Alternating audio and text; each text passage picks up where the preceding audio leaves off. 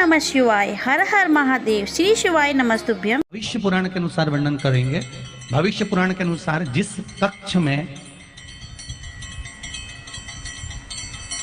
आप निवास कर रहे हैं उस कक्ष में ध्यान देना कि जहां आप सोते हैं, सोते समय बिल्कुल पांव के सामने दर्पण नहीं होना चाहिए। इसका विशेष ध्यान रखें। आप सो रहे हैं, चरण आपका सामने है, दर्पण ना हो। जैसे हमारे यहाँ झाड़ू की महत्वता कही, जो झाड़ू होती है, बुआरी होती है, जिस झाड़ू को अपन झाड़ते हैं, ये महाराज 3 जगह पर नहीं रखना चाहिए। कितनी जगह पे नहीं रखना है? 3 जगह। पहला, जिस कमरे में पति पत्नी दोनों सोते हों उस कमरे में झाड़ू कभी मत रखना, क्योंकि पति पत्नी में क्लेश बना ही रहेगा, आपस में प्रेम स्नेह नहीं रहेगा।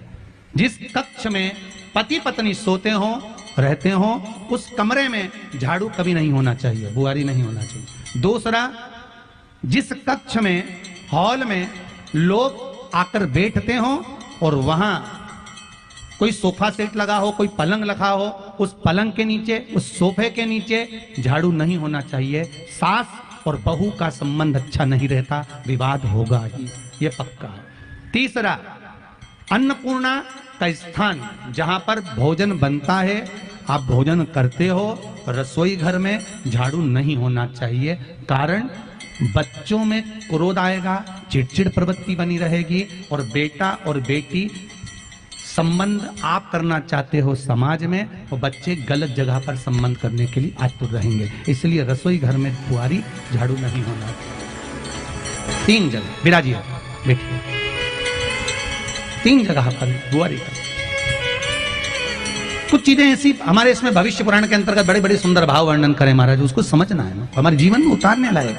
कई माताएं कहती हैं हमारे यहाँ क्लेश बहुत रहता है। क्लेश क्यों रहता है? उसका कारण तुम खुद जानती होगे कि क्लेश क्यों है। और ऐसा नहीं है, आप में से कई माताओं ने अभी जो कथा कही, इसमें आपको लगा होगा कि हम झाड़ू कहाँ रखते हैं, हमारी झाड़ू रखने की जगह कहाँ है, आपको स्मरण होगा, और उसको आप स्वीकार भी करते होंगे भीतर से कि हाँ, हम सास बहू का झगड़ा क्यों हो रहा है, पति पत्नी में प्रेम क्यों नहीं है, बच्चे सुनते क्यों नहीं है। उसका कारण है 3 जगह पर कहीं ना कहीं झाड़ू आप रख रहे हो, ये पक्का है।